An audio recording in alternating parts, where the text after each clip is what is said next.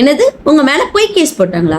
அப்ப இந்த வீடியோவை ஃபுல்லா பாருங்க. அதுக்கு முன்னாடி இந்த மாதிரி யூஸ்ஃபுல்லான இன்ஃபர்மேஷன்ஸ் பத்தி நீங்க தெரிஞ்சுக்கணும்னு நினைக்கிறீங்க அப்படின்னா நம்ம சேனலை நீங்க இன்னும் ஃபாலோ பண்ணாம இருக்கீங்க அப்படின்னா மறக்காம ஃபாலோ பண்ணிக்கோங்க. உங்க மேல ஒருத்தவங்க போய் கேஸ் போட்டாங்க அப்படின்னா ஃபர்ஸ்ட் பயப்படாதீங்க, ஒரு அட்வொகேட்டை கன்சல்ட் பண்ணுங்க. நெக்ஸ்ட், அரெஸ்ட் பண்ற மாதிரி ஒரு சான்சஸ் இருக்கு அப்படின்னா ஆன்டிசிபேட்டரி பெயில், அதாவது முன்ஜாமீன் அப்படிங்கிறத வாங்கிருங்க. அப்புறம் உங்க மேல தப்பு இல்லை அப்படிங்கிறதுக்கான எவிடன்ஸை கலெக்ட் பண்ணுங்க. அண்ட் எஃப்ஐஆர்ல போட்டிருக்கிறது எல்லாமே ஃபேக் நியூஸ் அப்படின்றது தெரிஞ்சிச்சு அப்படின்னா பிஎன்எஸ்எஸ் செக்ஷன் 528 படி எஃப்ஐஆரை குவாஷ் பண்ண சொல்லி நம்ம ஹைகோர்ட்டுக்கு மனு போடலாம். தென் உங்க மேல கம்ப்ளைண்ட் பண்ண அவங்க மேல டிஃபமேஷன் வழக்கு தொடரலாம். இதுக்கான பனிஷ்மெண்ட் என்ன அப்படின்னு பார்த்தோம் அப்படின்னா பிஎன்எஸ் செக்ஷன் 217 படி போலீஸ்கிட்ட பொய்யான இன்ஃபர்மேஷன் கொடுத்தாங்க அப்படின்னா அவங்களுக்கு மேக்ஸிமம் 1 year இம்ப்ரிசன்மெண்ட்டும் ஃபைனும் கிடைக்கிறதுக்கு வாய்ப்பு இருக்கு.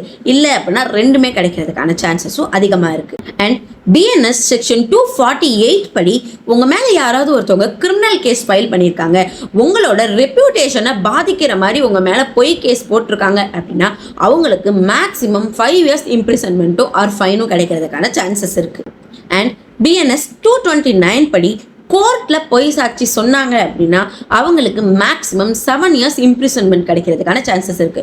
ஸோ உங்க மேல யாராவது பொய் கேஸ் போட்டாங்க அப்படின்னா பயப்படாம இந்த ஸ்டெப்ஸ் எல்லாத்தையும் ஃபாலோ பண்ணுங்க.